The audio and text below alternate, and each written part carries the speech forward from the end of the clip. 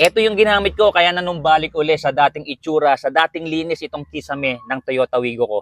Ito yung Blue Chem Vehicle Interior Cleaner. German product to. Kaya naman super effective ipanglinis ng mga Kisame nyo na dumudumi na, nangingitim na. Vehicle Interior Cleaner nga kaya po pwede sa dashboard, mga upholstery ng sasakyan, leather man yan o fabric. Sa mga door panels, pwede rin yan. Kahit na yung oily at saka greasy stains, kayang-kaya nitong tanggalin ng walang problema. Take note ha, safe po ito sa lahat ng mga surfaces ng sasakyan natin. Hindi po ito makakasira sa kahit anong materials dito sa loob ng sasakyan natin. Tamang paraan lang, i-spray lang po natin dun sa part na gusto nating linisin, then i-leave lang natin ng mga 30 to 60 seconds.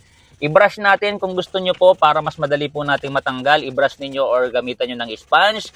Then, punasan po natin ng malinis na cloth. At ang maganda nga rito, nagli-leave siya ng orange na amoy na nakakadagdag sa freshness ng ating sasakyan. So kung gusto nyo matanggal yung mga stains sa loob na sasakyan nyo nang hindi nadadamage yung mga surface ng mga panels ninyo, ito yung kuhanin ninyo. I-share ko na lang yung link dyan sa yellow basket. Diyan po kayo o-order para ito po mismo yung ma-order nyo.